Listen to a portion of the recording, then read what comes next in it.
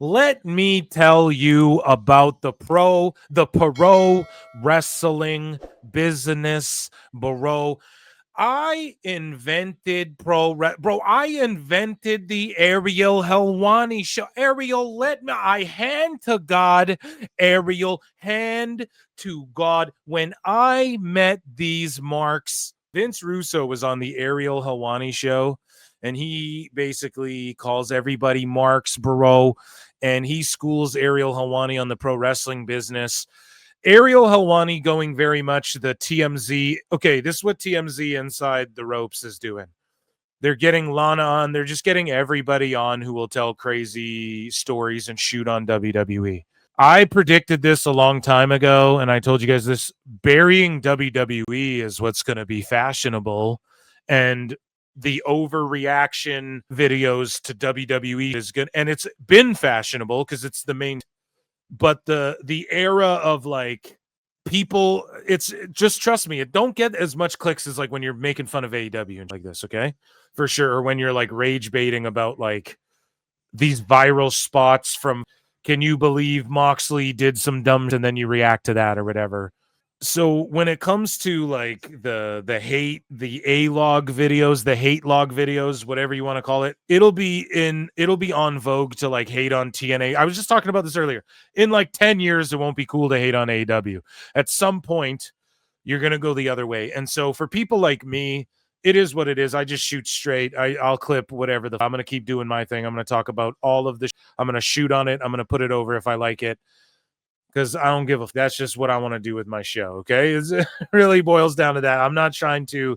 If I was trying to get just clicks, I would not spend like an hour work clipping and optimizing and getting a video, putting a video on YouTube and making a thumbnail for a video that I know some of these videos about TNA, when I upload them, I know I'm not even gonna even get 1,000 views on them in the first day, but I still do it because not that I'm trying to take a moral high ground, just I know that one day those videos, people are going to go, oh, this guy was spitting about this, and like now it's cool to rip on this thing or whatever, right? Not that I rip on everything, but I do put a lot over as well. But you guys get the point I'm making, right? There's some people who are just like, we're just going to hate on this one thing, and that's fine too. I don't give a if that's your approach, but a lot of times, like when Dave Meltzer calls people grifters, these sickos call you a grifter when it's like, you can't call me that. I have plenty of videos with doom and gloom WWE rage bait titles as well, okay? Just because they don't do as well, just because they don't blow up as well as the other ones, or whatever, those tweets don't do as well when I'm slapping SmackDown around. And I've said this before, it doesn't mean I'm not doing it. You just pick and choose what to look at, and that's your own goddamn problem. The point I'm getting at is you can't hate the player, though. You got to hate the game. Everybody's just playing the game. So I'm not even mad at Brian Alvarez when he puts, I want Dave and Brian to put out faux outrage and stupid ass take clips, because then I can react to them and then I get an amazing show. I want Vince Russo to go and do these salacious interviews that Ariel's doing now. And some people are getting mad at Ariel, is the point that I'm circling back to, taking the long route there. But Ariel has been having people on that are sort of like burying WWE, and that's sort of like the on vogue thing to do for ex-WWE guys. If you work there, you bury WWE, people are still going to click on that. That's something that's hot ever since the shoot interview days. That's how Jim Cornette's podcast got so popular. Those Sean Oliver videos, the RF videos, Paul London and Kendrick, the old Click videos, the shoot interviews. That's what's hot. And also it's hot if like AEW wrestlers talk about WWE. But if AEW wrestlers are just talking about AEW, no one wants to hear that. But if like me or Bischoff or Jim Cornette or whoever are talking about AEW, people want to hear about it. You guys know what I'm saying? You get the picture. Each thing is different here. Okay. So if Cornette's burying AEW, people click on it. If like, or even if like if Eric Bischoff's reviewing an AEW show, let's even just say it like that, people want to click on that. If Kyle O'Reilly's reviewing an AEW thing with Aubrey Edwards, they get 67 clicks, and I'm not even exaggerating. You can't hate the player. You got to hate the game. People play the game differently. It is what it is. Vince Russo's one of these guys who has set himself in the camp of like WWE bro, and also AEW, but let's be honest, he gets attention for rage baiting people by trashing WWE. Keeps it real here and triggered a bunch of people again with his Ariel Helwani interview. Some people are like, who even listens to this bum? I don't know. I think that Vince Russo has some validity behind him. Like, he worked for two of the biggest wrestling companies of all time. Now, well, TNA as well, but it's obvious he needs a fucking filter. Like, if he doesn't have a creative filter, he's the shits. But if he can write down a bunch of shitty ideas and then have a Vince McMahon go over them and go, yeah, this might work, or we can improve this idea or whatever. It seems like Vince Russo can be effective. I think that's pretty obvious at this point, right? Like, when he's allowed to when he has free reign in TNA or WCW, it's the absolute shits. When he has free reign when he has free reign to pitch ideas against someone who knows how to get shit over like Vince McMahon, then it's good shit, pal. Maybe you can learn something from everybody. I believe that. And I'm not mad at, again, Ariel Helwani for interviewing guys who want to shit on WWE. I don't give a fuck. People think I just shit on everything. I just went over a list of how I shit on everything, right? Or a rant, I guess. The point I'm making is that don't be mad at Ariel for just interviewing the people that are going to get him clicks. Now, is it obvious with TMZ inside the ring or ropes or whatever and what Ariel Helwani's doing? Yes. Is it funny that Ariel Helwani did just the MMA thing for a while? It didn't pan out the way he thought. Now he's like, well, fucking wrestling's really popular. Yeah, it's pretty funny, and it's further proof that wrestling is way more popular than people want to give it credit for these days. Like, a lot of people are like black-pilled on wrestling, and they're like, oh, it's just all dead. It's all doom and gloom. No one cares. And Vince Russo sort of has that approach, but then he'll take a job with JCW. It's just so funny. He'll take a job with the Juggalos, because why? They'll let him do whatever the fuck. They'll let him just write the shows. No one there's going to edit the shows better than, I'm sure people could edit the shows better than him, but nobody's going to edit him while he's there. And that's why I wrote 9 episodes, bro. I wrote 9 of them, bro. It's pretty funny that he's critical of these other companies when he's in a literal clown fed. Now, I'm not even shitting on JCW or Juggalos or none of that. And I actually like that Vince Russo's in the wrestling business in some indie capacity. Like, this is what he should be doing. Because if all this shit he talks, if he's right, then let's see it. Let's see these indie shows. Take him to the next level, Vince. If everyone gets out of your way and leaves you to your own devices, or are you going to leave that fed after they fire you after these 9 episodes, and then you're going to bury them too? I wonder. But either way, Vince Russo was on Ariel Helwani. We have a bunch of clips. I can't wait. It's not as long as the Tony Khan interview. Like, we're not going over just the stuff that I thought was compelling. So he talks about Triple H and Tony Khan, and he compares them and them going head to head. He gives all of his takes. Let's react to these. Bro, it's Vince Russo, bro. Let's drive Jim Cornette mad. If Mrs. Corny's out there listening in, you guys are, switch it off now. Here's your warning. Switch it off now. And let's get into this. Here's his take on the whole Triple H versus Tony Khan thing. By the way, it's I enjoy all the wrestling content, the YouTube channels and all this stuff. And I do believe, if I'm getting this right, you, Eric Bischoff, Jim Cornette, probably not, going on a dinner date or the best of friends, but you all agree as far as your criticisms towards Tony Khan and AEW. There is something to that, right? Like, it seems like a lot of the old guard, if you will, and I say that with the utmost respect, all are preaching for him to make changes. Do you think he pays attention to any of you? Do you think he listens to any of this? Ariel, let me tell you basically what the problem is. And this is the problem with wrestling in general. This is the problem with the WWE. This is the problem with AEW. They only want to hear the positive. They don't want to hear people like Vince Russo and those other people you mentioned. That's why I'm with JCW, because Violent J wanted to know, Vince, what do we have to do here? Here's the problem. Triple H and Tony Khan are writing a wrestling show. See, here's the thing: a wrestling show, bro. I don't think WWE don't want to hear the negative. In fact, they do. things specifically to get them in the line of fire. They know it's going to cut. Like, they bring Brock Lesnar back. They know that they're going to see and hear the negative. I think they embrace that at some points because they have a bigger picture. And for the most part, I mean, maybe they don't want to hear negative as far as like if you're just being a negative Nancy all the time.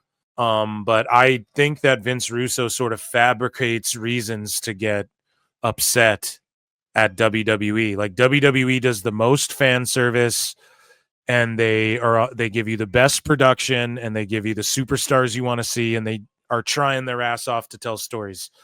I think Vince Russo admits throughout a lot of this that he doesn't watch any of this shit, but he's talking about how bad it is, and he's like, the problem, bro, and then he looks at just the Netflix numbers, but it's this boomer shit of like, bro, you got to understand, it's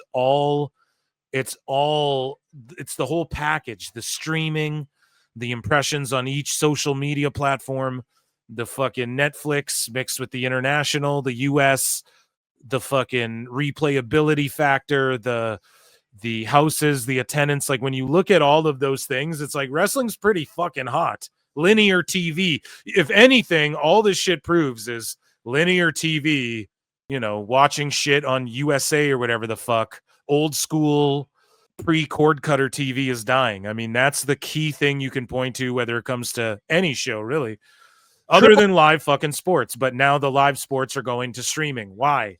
Because they will get more fucking people that way, because even they're ready to say fuck it. Triple H and Tony Khan are writing a wrestling show that they like. And by writing a wrestling show that they like, they have turned the audience into a niche audience, because there's only a niche audience that likes 90% wrestling. It's not about what they like. When I write for JCW, I'm not writing a Vince Russo show. I'm writing a show for the masses. I'm writing a show for the world.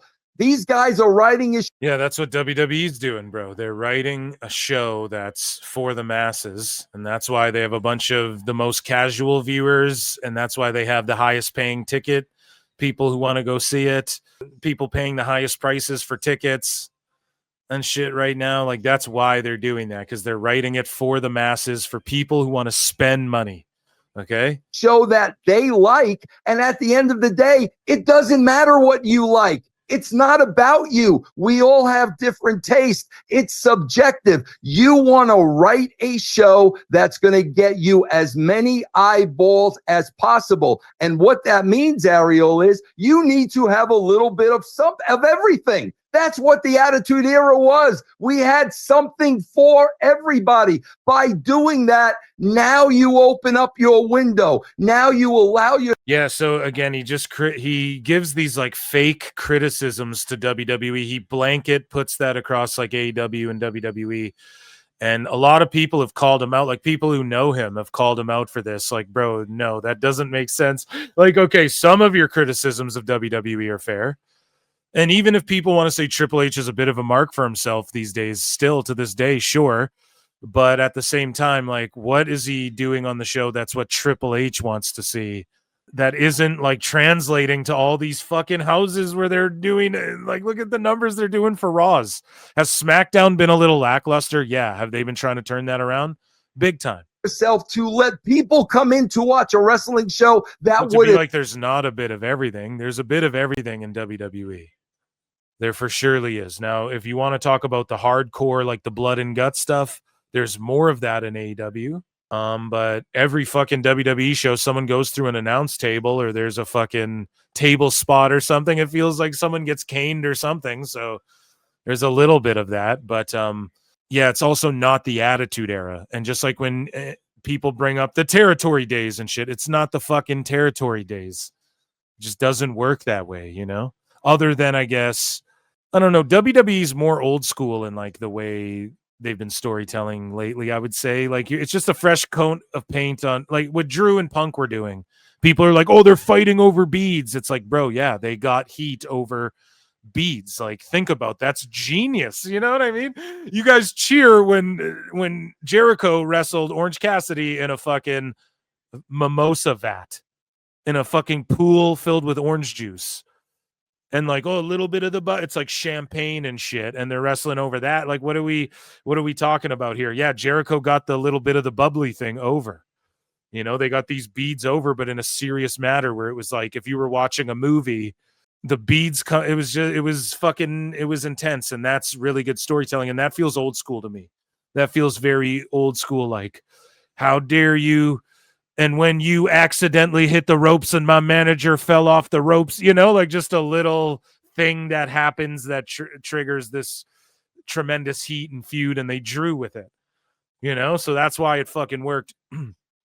And I'm going all over the place here, but ultimately, WWE's making us care about these fucking characters and stories. That's number one, what you got to do on the TV show.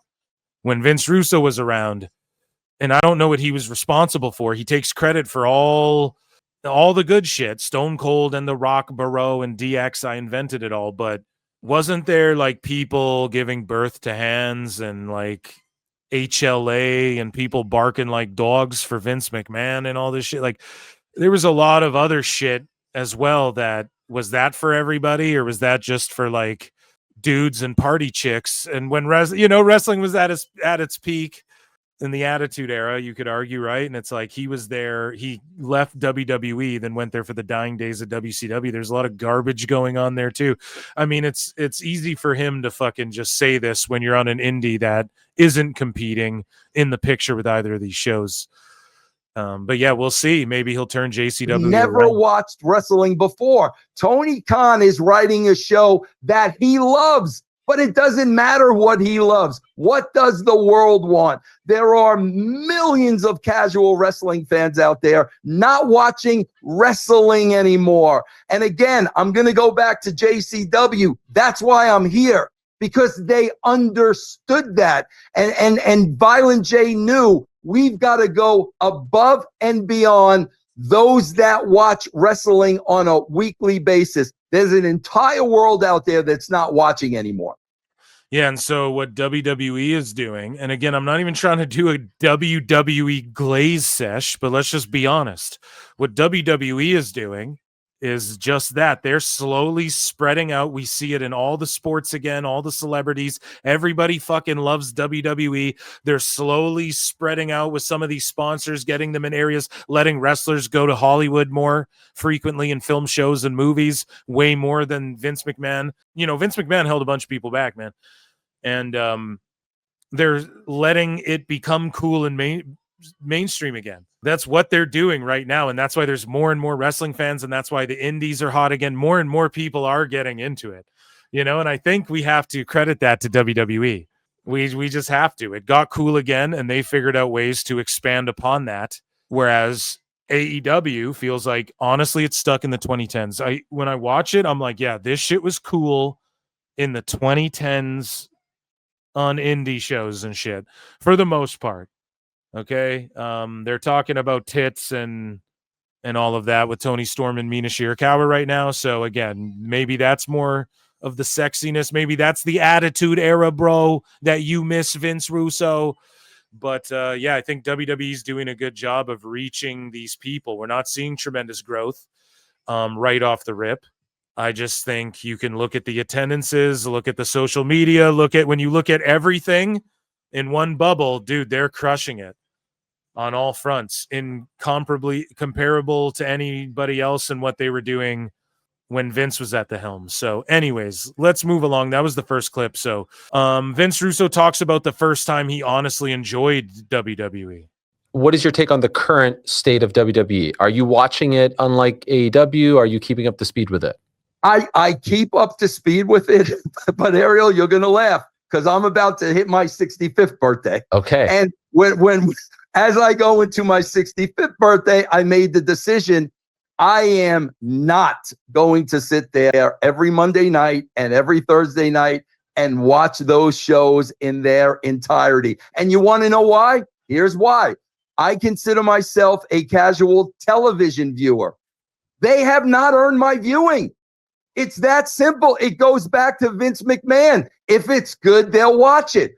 For me and my taste and what I look for in a wrestling show, WWE and the product they're putting out right now does not interest me one iota. I keep my finger on the pulse. I need to know what's going on because I've been podcasting for 10 years now with Russo's brand. So I got to know what's going on. But the days of sitting through 5 hours, 6 hours of wrestling a week, those days are over. And so did you feel this way for the last couple of years? Like, so he's not watching anything, but he's super critical and has all these takes on how people are booking. Since Triple H took over, because from afar, it seemed like the Bloodline stuff, the Cody stuff, like a lot of this was getting love and praise. Were you not even feeling it at that point either, once he took over from Vince? Yeah, Ariel, I was not feeling it at that point because I am a writer. Vince Russo's trying to work his way into a job. He's been making up lies. John Cena's talked to Tony Khan. You know, he's just making up these lies and rumors because he's trying to get TKO to bite on one of these rumors. He wants some executive. He wants some Niccolo Piccolo guy to hit the fucking panic button or something and buy into this bullshit and hire Vince Russo back in TKO because it's really out of the McMahon Helmsley control at this point. It's bigger than them, but yeah. Looking at this as a writer. So I am looking for characters. I am looking for storyline. That's what I'm looking for. And man, you won't find it if you don't watch the show. It's been much, much, much longer than that. I can't tell you when I honestly did enjoy the WWE. And again, I want to be clear. That's my opinion. Sure. This is subjective. That's the way I look at it. I'm looking for the entertainment aspect.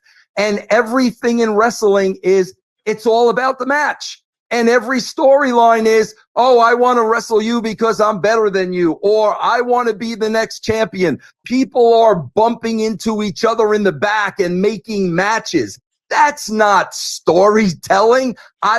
Yeah, so I mean, in WWE, they get criticized about them not doing that. Like, it's not about the match. So again, Russo's just talking out of his ass. On storytelling, I want characters, and that's why I am pushing everybody to GCW, man. We got a new show every Thursday. GCW. Isn't it JCW? Tonight at 7 o'clock, you are going to see characters. You are going to see storylines. I hear so many people tell me, Vince, what happened when wrestling was like the Attitude Era? I'll tell you what happened. They went back to wrestling. So people that weren't into wrestling stopped watching the show. This is a show, JCW, that once again is going to be for everybody, whether you're a wrestling fan or not. I just don't believe that. I have a real hard time believing that, buddy. So I think he gets asked about if he watches AEW. So listen, dude, he explains why he doesn't even watch AEW. So he doesn't watch any of this shit, but he's just talking shit about it. Yeah, you know what, Ariel? Why the fuck did you have this guy on? No, it's funny. I get to clown it now. So anyway. I'll never forget the most important thing Vince McMahon said to me, because a lot of times today, Ariel, you'll get a weak number and here come the excuses. This was on and that was on and this was on this. I remember Vince McMahon. Shout out the Ariel Helwani show, the boys in the back and Uncrowned and all that. Make sure you go check all of these shows out. Man said to me, Vince, if it's good, they'll watch it. Period. End of story. I don't care what's on the other channels. It means nothing to me. If you have a good product, they will watch it. Is the AEW product good in your opinion? Ariel, I watched the first 15 months of AEW. I watched it out of the gate because I wanted to give it a shot. And after 15 months, I remember this clearly. I turned 60 years old in January 5 years ago. And when I hit that point, I was like, you know what? I'm 60 now. I'm towards the tail end. I cannot waste any more of my time. And in the year and a half or 15 months that I watched AEW, they just did not hook me. And quite frankly, I stopped watching when I turned 60. I'm going on 5 years now where I haven't watched the product. And again, what that comes down to is I gave them 15 months. So what? So here's my whole thing is like, I don't even think Rhodes left the company then. So we didn't even see when CM Punk joined the company and they got like a second life out of nowhere, right? And they were trying to make things happen. And even when Punk got suspended or whatever, he comes back, or he's hurt or whatever, he comes back, they start Collision and give him his own show. And I'm not saying it was doing like 1 million viewers and shit, but people were like, okay, we got a show with Joe, Punk, FTR. Okay, maybe Collision starts beating Dynamite in the ratings. Like, even that gave them like a second or third wind of like, okay, you have something here. Let's go. Saturday Night Wrestling, let's fucking make something happen here. And we saw it, like WWE got back into the market for Saturday Night Wrestling not too long after that. Or when did they start doing Saturday Night Main Event again? It was after Collision, right? So, and people sort of clown that, but I think it's been successful for them. And their PLEs take place on Saturdays and shit. A lot of people, that's when they do PLEs now and shit. So, them 15 months, and in that 15, this motherfucker ain't watching any of the second wins that they've had put under their sails, where they had people gave them chances after they may have given up already. Okay, Punk's here, maybe I'll give it this second chance. They do a 1.2 million in the rating or whatever the fuck, and then all of a sudden Rampage is dead and all this shit. So Vince really didn't even see any of that. So I'm actually going to defend Tone a little bit here. And like, yes, I mean, the discourse online, if you just watch the clips and you gave up on it and you are like confident it's a shit show, then that's cool. That's your prerogative. But he's very vocal about a bunch of shit he ain't even watching. And then he's just blanket criticizing AEW and WWE as the same, as if they're anything alike in their approach to anything. It's actually bonkers what he's doing. This is old grifting. Okay. I got Vince. Didn't you fucking quit watching wrestling not that long ago? Dave Meltzer should be way more madder at this motherfucker. Okay. Thank you. Fuck you. Bye. Boom. Like, wouldn't this be the grift? He's not even watching any of the shit. At least I watch it and formulate a fucking opinion. months as a television viewer, they did not hook me. What did they do wrong? What were they not getting? Why were they not hooking you? Wrestling, wrestling, wrestling, wrestling, wrestling, wrestling, wrestling. I am not a wrestling guy, Ariel. I am a entertainment guy. I am a storyline guy. I am a character guy. And it was for me, and this is for me, some people love it. For me, it was just way too much wrestling. So imagine you're like one of the sickos who likes JCW and you're like, fuck, it's just going to be storylines.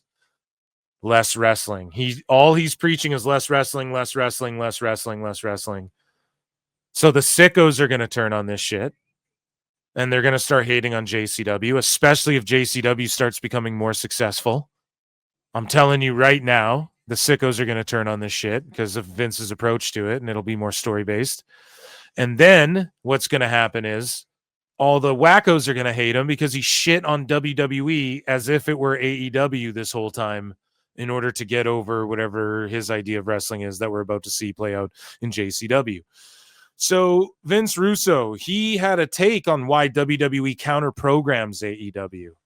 Let's check this out. You say that you don't believe that WWE views AEW as competition, yet they do actively counter program them. And so why do you think they do that? I mean, it's not a coincidence, right, that they're popping up on the same days as their big shows. So why do you think they do that? I think they do that to F with them. I think they do that because they can. And there's a lot of that involved in wrestling. There's a lot of showmanship involved in wrestling. And listen, man, here's the bottom line. If they can do that, then Tony Khan can do the same exact thing. Wrestling games have been going on forever. You know, I remember when Nitro was beating us and we drove a tank to their building. This wrestling wars have been going on forever. But I really do believe that the picture for the WWE is just much, much bigger than AEW being competition. Do you think that part of the reason, or I guess a byproduct of them doing this, it's sort of like, you know, rising tide lifts all boats? In those days that you're referring to, around 10 or so million people were watching wrestling on a Monday night, 6 here, 4 here, 7, 3, whatever it is. And do you think that this just kind of helps everyone, or do you think that ultimately this will kill AEW? This will hurt them to the point where no one is watching them? Well, see, Ariel asking good questions. I mean, if I can, I'm with it. I'm with Russo answering questions like this. I mean, he has some experience in the TV business and whatnot, so it will kill you if you allow it to kill you. it will only kill you if you let it kill you. Just a non-answer. You know, obviously Tony Khan is in charge of his company. And I'm going to tell you this, and I could tell you this based on experience. If you have a good product, if you have good television, if you have good stories, if you have good characters, people are going to watch. And that really is the bottom line, man. You have to have a good show. I'll never forget the most important thing Vince McMahon said to me, because a lot of times today, Ariel, you'll get a weak number, and here come the excuses. This was on, and that was on, and this was on this. I remember Vince McMahon said to me, Vince, if it's good, they'll watch it. Period. End of story. I don't care what's on the other channels. So true. It's so true. Vince Russo who do talks you just about people he doesn't like. Actually, well, I think he's got more on the whole war here. So he talks about WWE and sort of he just was critical of AEW. Now he's going to be critical of WWE. When you're the WWE and you're doing less than 1 million viewers on SmackDown, I'm sorry, Ariel, somebody needs to be fired.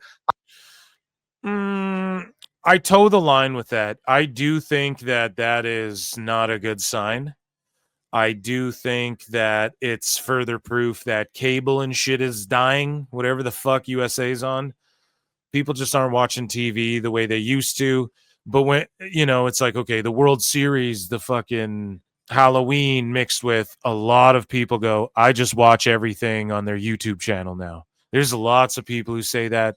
And for AEW as well. There's lots of people who will just watch the clips. Like if you just watch the clips, you'll know what's happening in AEW. Then you don't have to watch the long, boring matches and some of the cringe stuff. And everybody knows that. We all know that in chat. A lot of people just react to even Vince Russo himself giving this interview. He's not watching everything. He's not watching it all the time. He's not even watching Dynamite every week.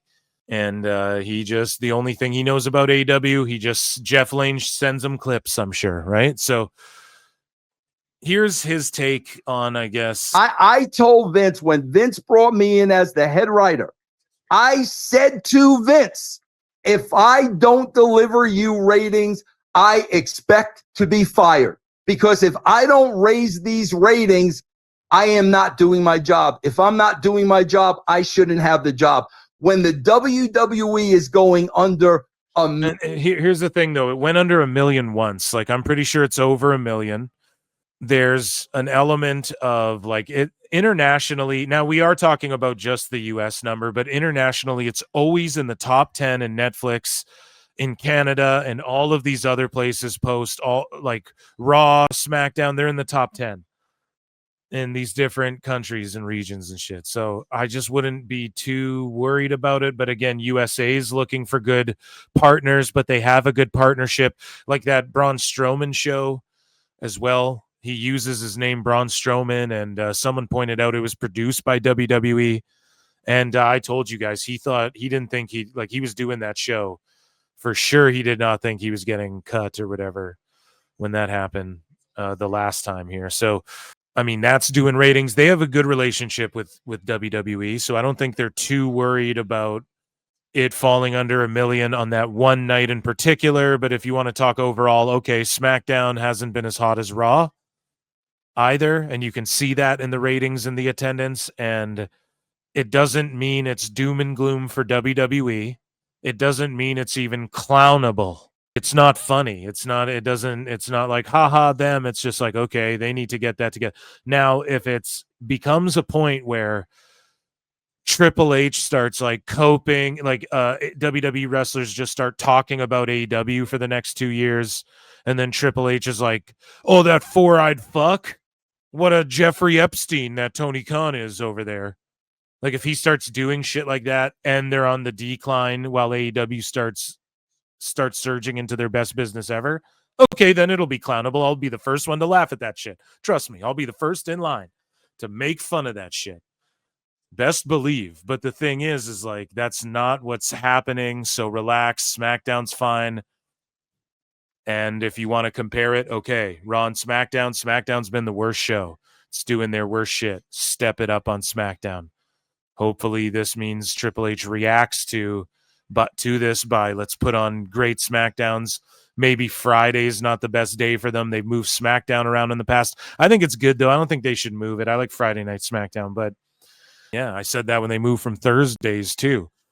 Back in the Ruthless Aggression era, they were on Thursdays, I believe, right? And then they moved it to Friday. Either way.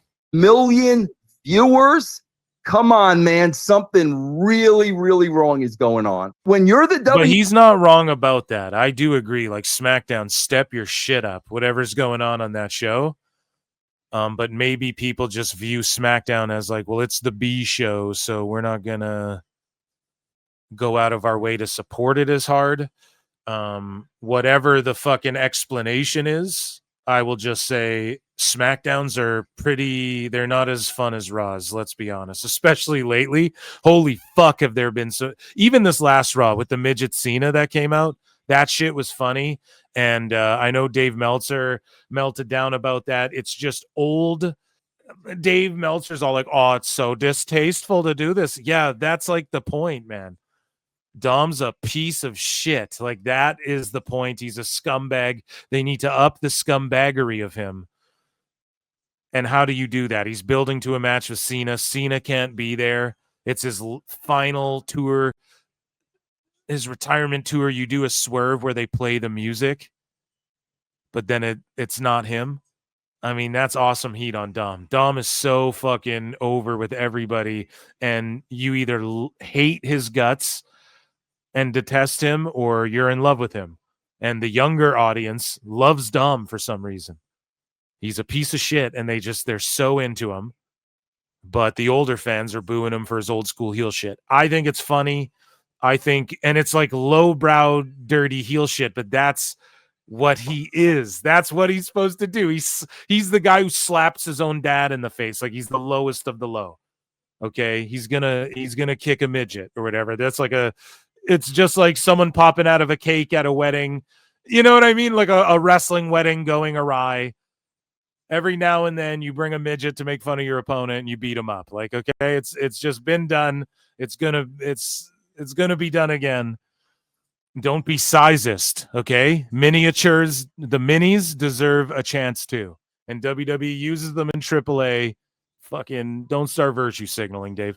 Anyways, this is what Vince had to say about the competition between the two companies. There's so much that I want to ask you about, and you mentioned TNA, and I feel like TNA as of late is enjoying a bit of a renaissance, if you will. Like, it seemed like they were like 5 feet under, not quite 6, but it was about to be over. And now with this relationship with WWE, it seems like they're on the upswing. What do you are so closely linked to that organization towards the tail end of your run. You had that great run. You're getting over 1 million views on Spike TV. To see where they're at now, did you ever expect this? Did you ever think that they'd be around heading into 2026? Yeah, we actually had TNA up to 2 million viewers. I mean, that's the point that we got it up to. And like you said, Spike TV, Spike wasn't a huge network. And again, I don't know how much Vince Russo had to do with that. And it didn't matter that if Vince Russo went to WCW or not, WCW was going out of business when it did. They just got out of the wrestling business. It's been documented, right? It's pretty well known that they were we're getting out of this wrestling shit. And they sold it on the very, very cheap. There's even conspiracy theories that people were tipped off so that Vince could slide in and get it on the very, very cheap. And whatever you choose to believe, or, whatever truth you choose to call your own, I think it's pretty objective to just say, if you look at the information out there, WCW was going away. So Vince Russo coming in or not, whether it was going to help it or not, didn't even matter. He was there during the most successful era of WWE as far as like the Attitude Era or the Monday Night Wars are concerned, right? He was in the peak there. And then he was a part of TNA when they were doing some good ratings. So say what you will about Vince, but I think if you partner him with someone, he doesn't feel will, and this is really whack that you have to do this with people in the entertainment world. And the old school wrestling guys don't really understand this as much because they're all about, well, you do the fucking job for, or whatever, right? Like you lay down, you put who's over, like they're old school. You lay down for a guy, you got to put your ego to the side in many ways in that regard. But when it comes to like writers, Barrow, and like I've dealt with tons of these people in my time where it's very much you got to tiptoe around egos, and everyone's ideas are great. But if we did this and this, I think that blah, blah, blah. And it's really kind of your idea, even though my idea had to fucking make your shit idea. That's why Jim Cornette's so frustrated. I get it. I understand where he's coming from, right? Maybe not in the booking and writing pro wrestling, but there's obviously, it's like a movie. It's like a dance, right? It's like ballet. We all understand this. And so, Vince's creativity has obviously been effective in many ways that you can look at, you can quantify it and like, well, look at ratings and shit, but also how much of that was Hulk Hogan being there and shit. I mean, it all, you could break it down many ways, but he is valuable. And I do think he could spit a bunch of good ideas. And if you made him think your better version of his idea was his idea mostly, you could get some gold out of him. I'm sure Vince McMahon was a master of doing shit like that, or maybe Vince Russo was intimidated by Vince McMahon and that's why he just dipped out and like didn't call him or whatever. So I feel that was a great accomplishment. But again, man, you know, they hung in there for so long, and that's what was important. So they hung in there long. Yeah, and in chat, it's Anthony points out, I think, right? Anthony says that the people were chanting "Fire Russo" for some of that shit. So it's like Vince was there, and he took a lot of the fucking heat for, because there are people who said that was because of Dixie Carter too. Like, and yes, everyone was mad at her, but people were like, he wouldn't have had that chant. Like he was actually doing some of the good stuff, but they wanted him out because he's the scapegoat, and they blamed him, and he was the scapegoat for Dixie Carter. There's some wrestlers who were there at the time who maintained that position too. So it's interesting to think about, but yeah, I'm with you there, dude. It's like, how much of this Vince Russo, or how much of that 2 million viewers was like Kurt Angle and Hulk Hogan showing up and all of that shit that was going on at that time, you know? You can take credit for that, but he's like, we got it up to that. And it's like, or was it the influx of all this new people that came into TNA that people wanted to see? Kind of like in AEW, it's like, well, everyone wants to see Punk, and he shows up, so they get 1.4 million tune in that night or whatever. You know, it's not like they built it up to that. It's like Punk came in and blessed them with that, and then it's their job to maintain it. So did you just do a bad job of maintaining that, or did you help get TNA up to that? I'm curious, because he was with the company for who knows how long, behind the scenes secretly, man. And that's a whole other story too. That's a whole other deep dive right there. Enough to make the WWE connection, and obviously that has helped them with their popularity. Why do you think WWE is doing this, having this business relationship with them? Man, listen, the WWE is global.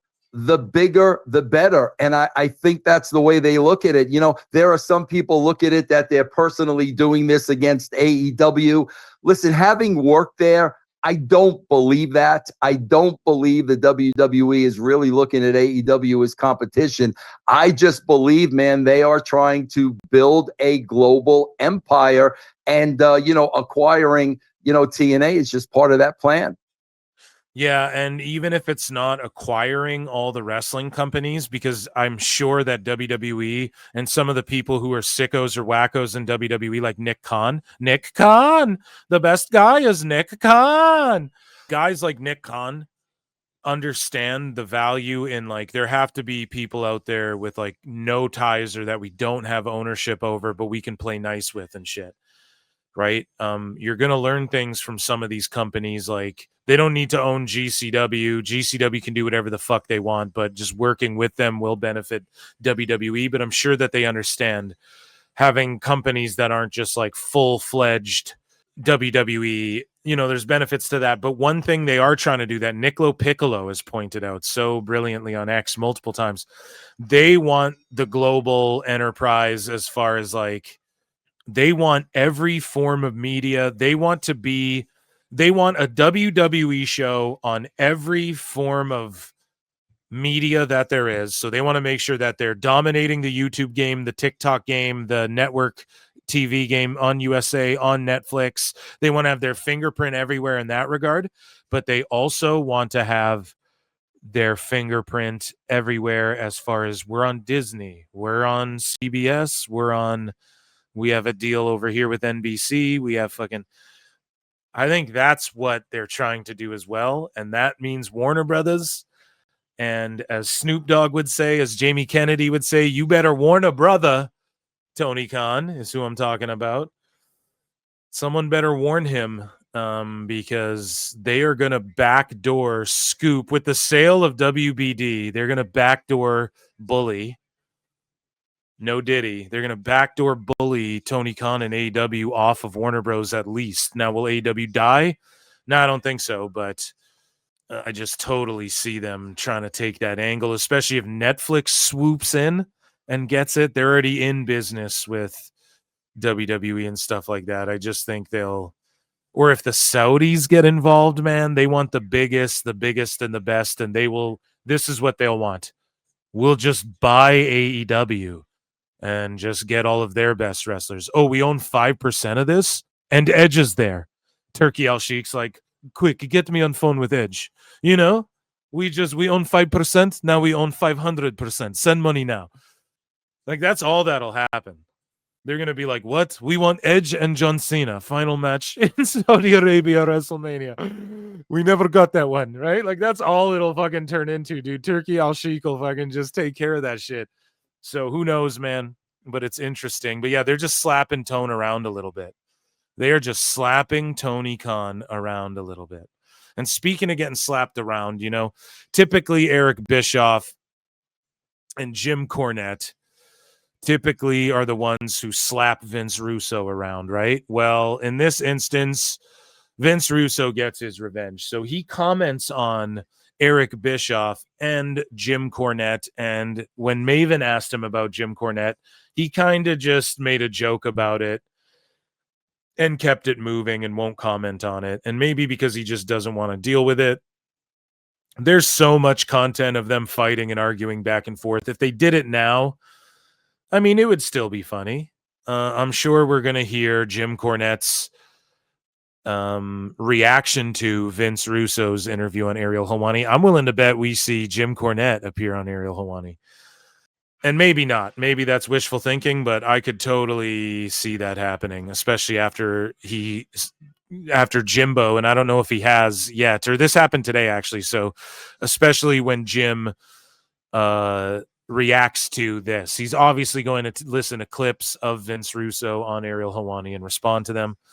And he's been kind of dip, dive, ducking, and dodging the Jim Cornette thing, but he does kind of go hard on Eric Bischoff here, and he does comment on Jim Cornette. So this is Vince Russo's thoughts on Eric Bischoff, who he deems like the absolute worst guy, like even worse than Cornette. Bischoff's the one guy he doesn't fuck with. It's like more, Eric or Jim? Well, Jim's a goof, so he can't help himself. Jim's a goof.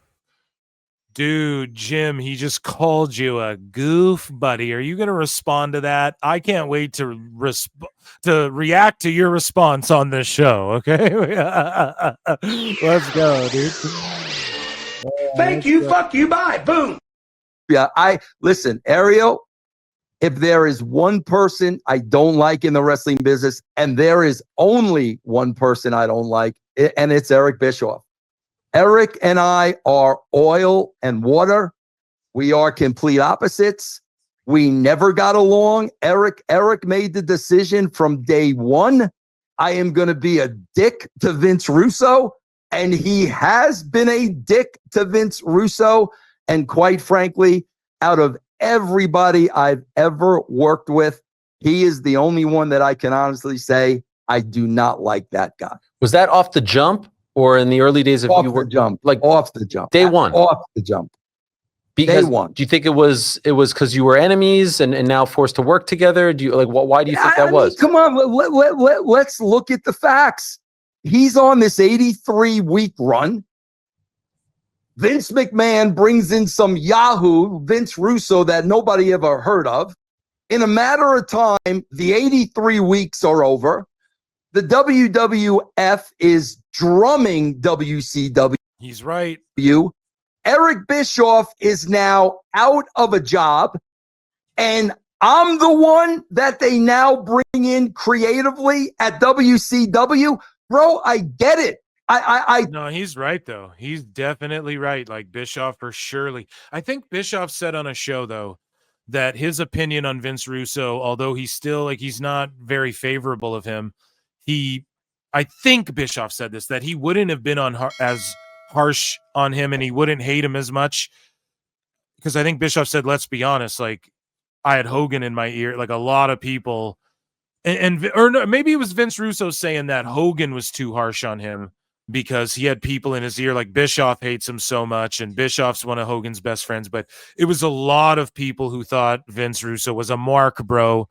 And I'm sure there were tons of whispers about it, as much as there were whispers of people saying like, nah, I like Vince Russo and whatnot.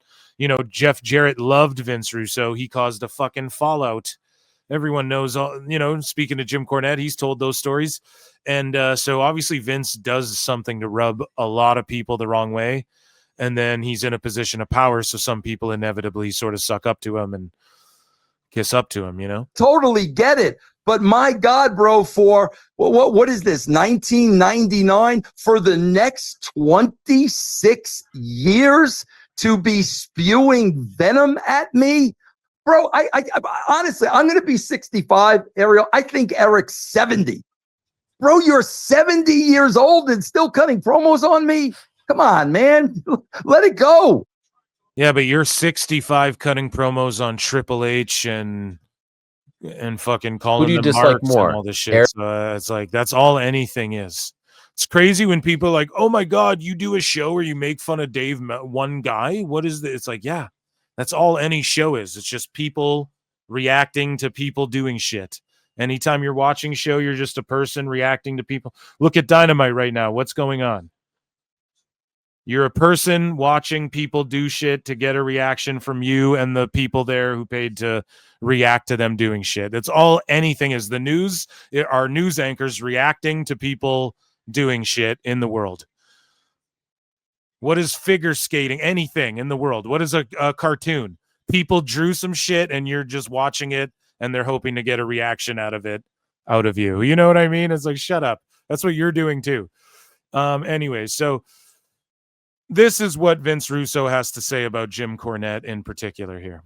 Yeah. The number one question that I was asked when I mentioned to people that you were coming on, I don't know if you can guess this, is ask him about Jim Cornette. Ask him about the beef with Jim Cornette, the feud with Jim Cornette. What's going on between you and Jim Cornette? You are both killing it online. You have YouTube channels, you've got podcasts, you've got all this stuff, and yet it doesn't seem like you are the best of pals. What's the issue there? It's a couple of things, Ariel. First of all, let me make one thing perfectly clear. I don't have any beef with Jim Cornette. Okay. I don't have any hatred for Jim Cornette. If I am going to be honest with you, and I'm a New Yorker, to me, Jim Cornette is a goof. To me, Jim Cornette has always been a goof. So a goof is not going to upset me. Here's what happened, Ariel. So he is upset because he's calling him a goof. I don't know, man. He's sort of drumming it up, but his whole like, I have no problem with Jim. That's him sort of he doesn't okay.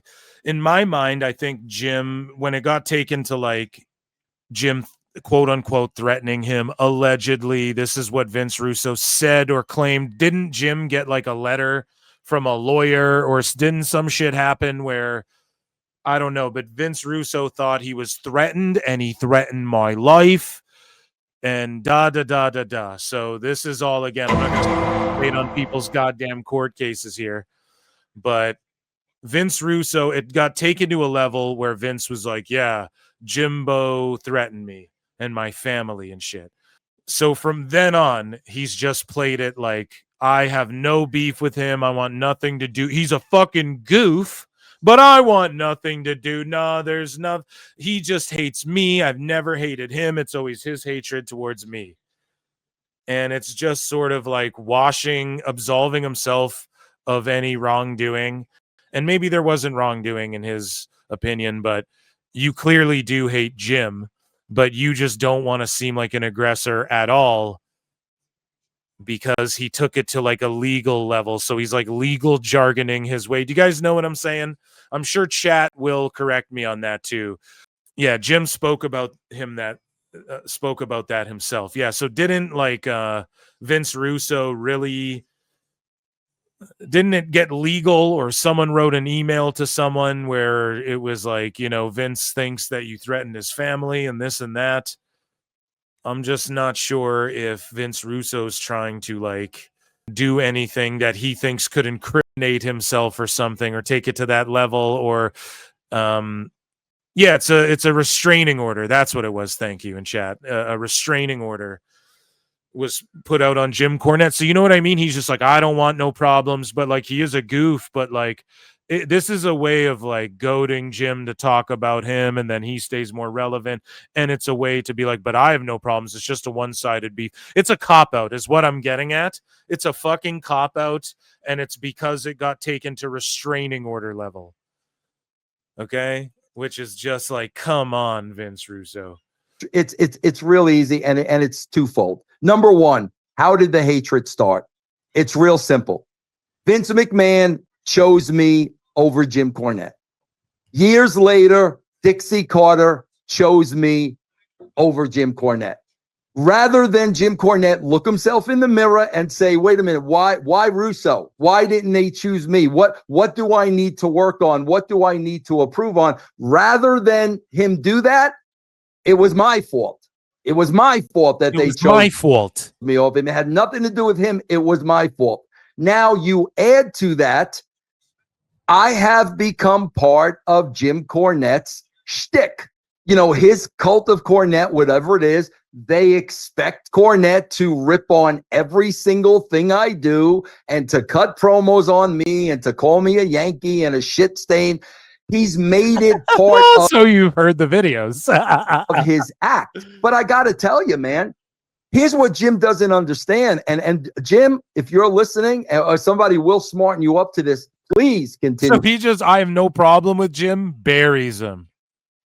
I have no problem with Jim. Grabs a fucking shovel. You to do this. Of course, when it got out of me writing for GCW, Jim Cornette had a picnic. And I GCW again.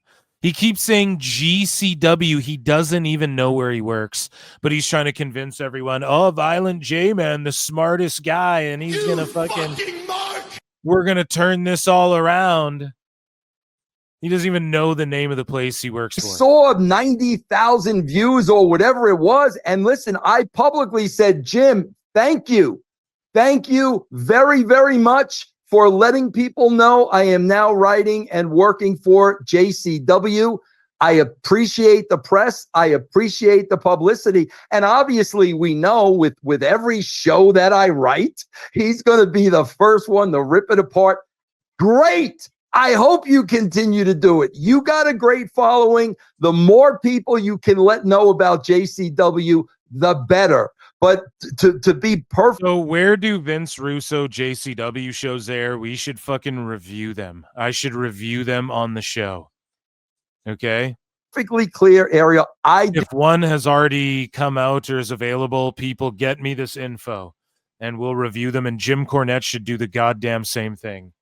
He should review Vince Russo's JCW shows and give an honest critique. Just take a break off of AEW. Do not have a hateful bone in my body whatsoever for Jim Cornette. If you saw him in a hallway, in a hotel, a convention, whatever, you shake his hand and say hello? Ariel, I have offered to have public debates. Oh, that would be something. Jim Cornette.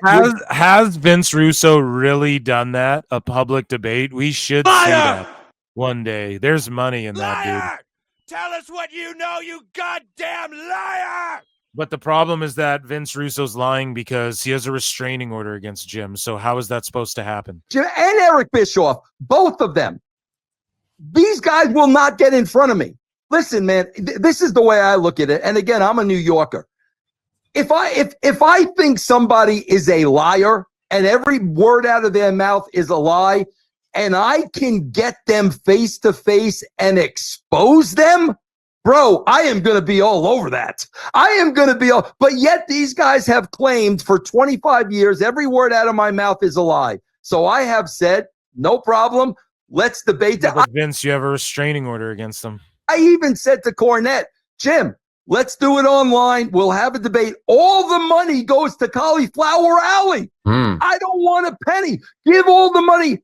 Nope. They refute. They'll talk about me behind my back. They'll cut promos behind my back. One-on-one in the same room. I'm still waiting for that to happen. Once this restraining order is up. Yeah. Oh my goodness. So when the restraining order comes up, I guess, yeah, you and Cornette will throw down in an epic blood sport debate. And that, ladies and gentlemen, was miscellaneous news, a long one. Ladies and gentlemen, I'm afraid I've got some bad news.